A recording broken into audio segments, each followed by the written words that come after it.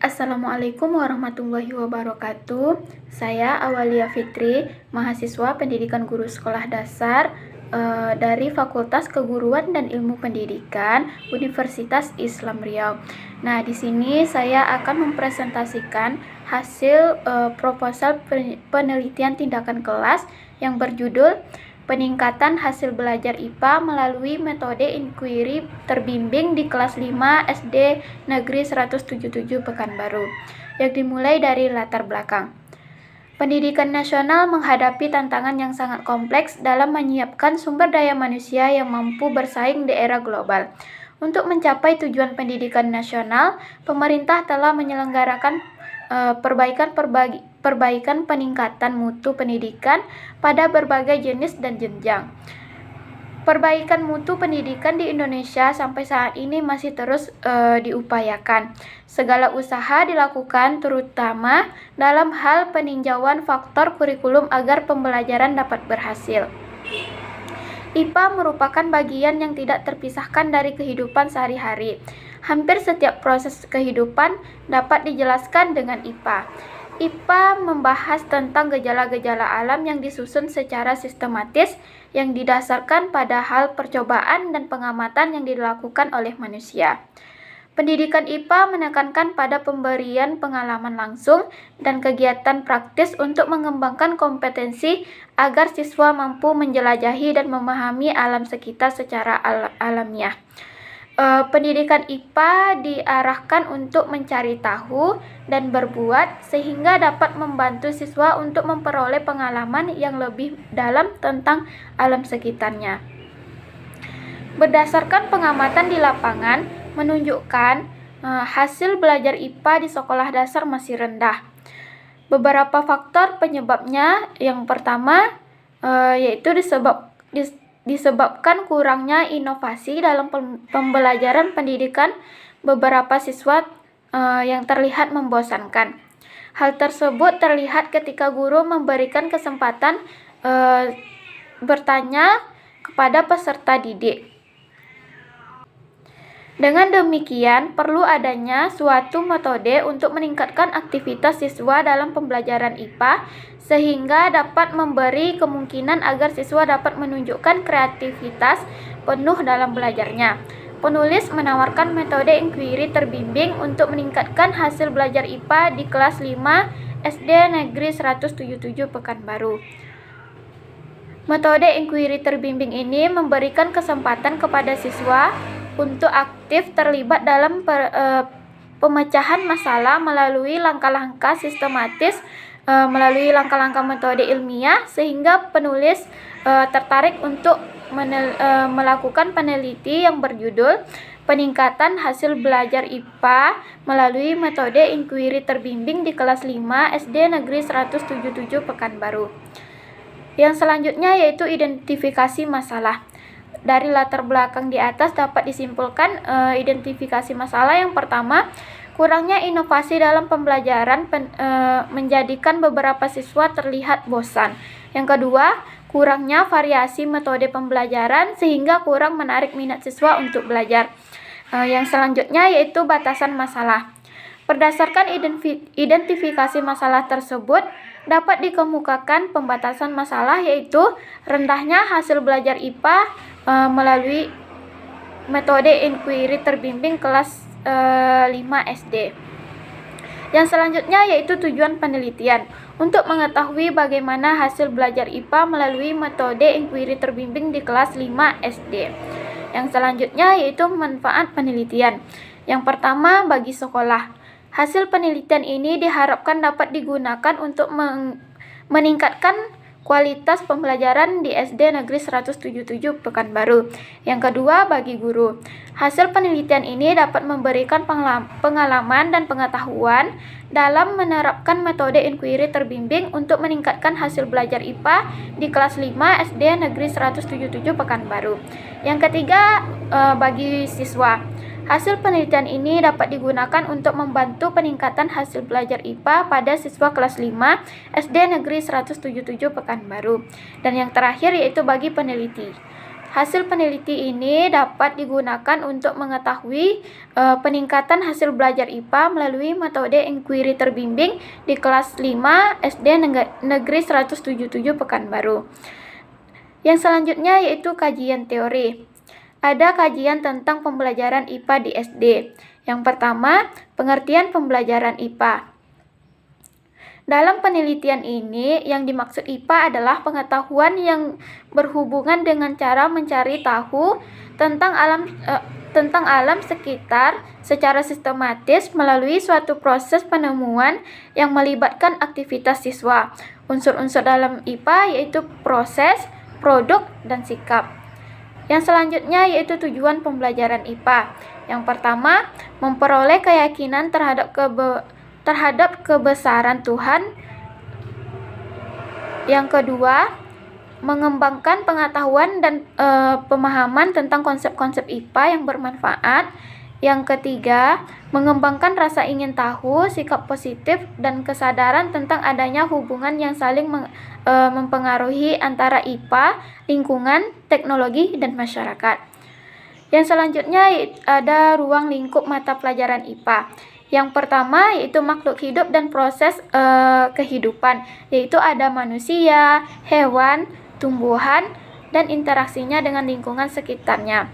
Yang kedua ada benda, materi, sifat-sifat, dan kegunaannya yang meliputi cair, padat, dan gas.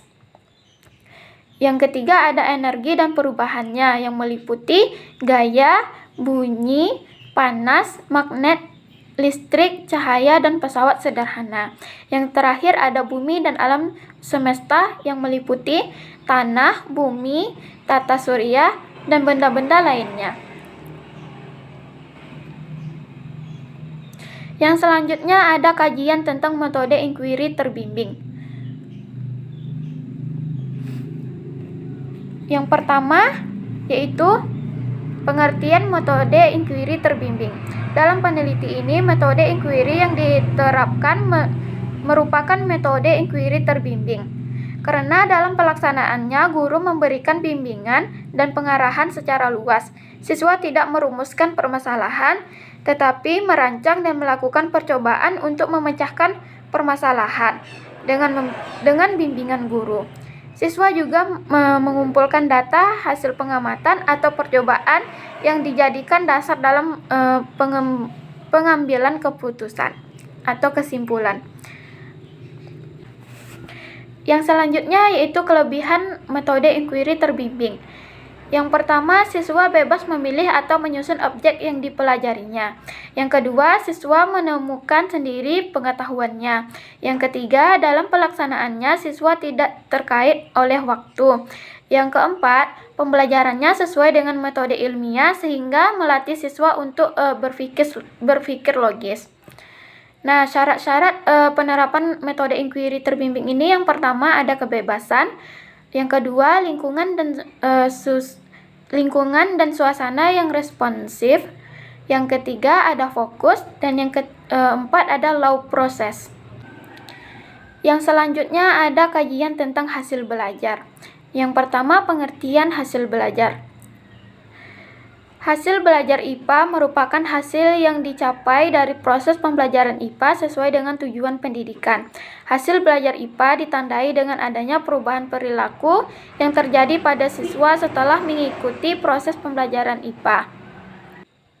Yang selanjutnya ada domain hasil belajar. Ada pengetahuan, ada pemahaman, ada penerapan, ada analisis, ada sintesis, dan ada evaluasi. Yang selanjutnya yaitu metode penelitian. Yang pertama ada jenis penelitian.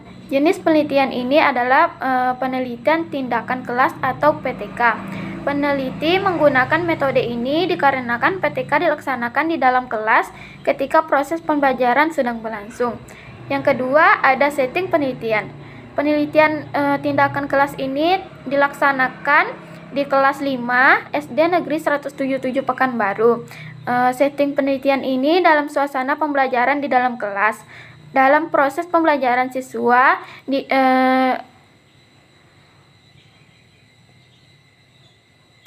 dalam proses pembelajaran siswa diajar oleh guru. Nah, waktu penelitian dilaksanakan yaitu pada semester genap tahun ajaran 2020-2021. Mata pelajaran yang akan diteliti adalah ilmu pengetahuan alam atau IPA. Penelitian bertujuan untuk meningkatkan hasil belajar IPA melalui penerapan model inquiry terbimbing. Yang selanjutnya yaitu subjek penelitian. Subjek dalam penelitian ini adalah siswa kelas 5 SD Negeri 177 Pekanbaru yang berjumlah 19 orang, yaitu 15 orang siswa laki-laki dan 4 siswa perempuan. Karakteristik siswa kelas 5 yang menjadi subjek penelitian pada umumnya, siswa cenderung mempunyai hasil belajar yang rendah. Hanya beberapa siswa yang terlihat aktif, sedangkan siswa yang lainnya terlihat kurang memperhatikan pembelajaran. Selanjutnya ada desain penelitian, yaitu ada siklus 1, ada perencanaan 1, tindakan 1, observasi 1, dan refleksi 1. Dan di siklus 2-nya ada revisi rencana 2, tindakan 2, dan observasi 2, dan refleksi 2. Selanjutnya ada teknik pengumpulan data. Penelitian ini menggunakan teknik yang pertama observasi, yang kedua tes, yang ketiga dokumentasi. Yang selanjutnya ada teknik analisis data. Dalam penelitian tindakan kelas ada 2 jenis data yang dapat dikumpulkan peneliti, yaitu data kuantitatif dan kualitatif. Dalam penelitian ini, peneliti menganalisis deskriptif kualitatif melalui lembar observasi dan deskripsi kuantitatif melalui tes hasil belajar. Yang selanjutnya ada instrumen penelitian. Penelitian menggunakan beberapa instrumen untuk mengumpulkan data-data valid.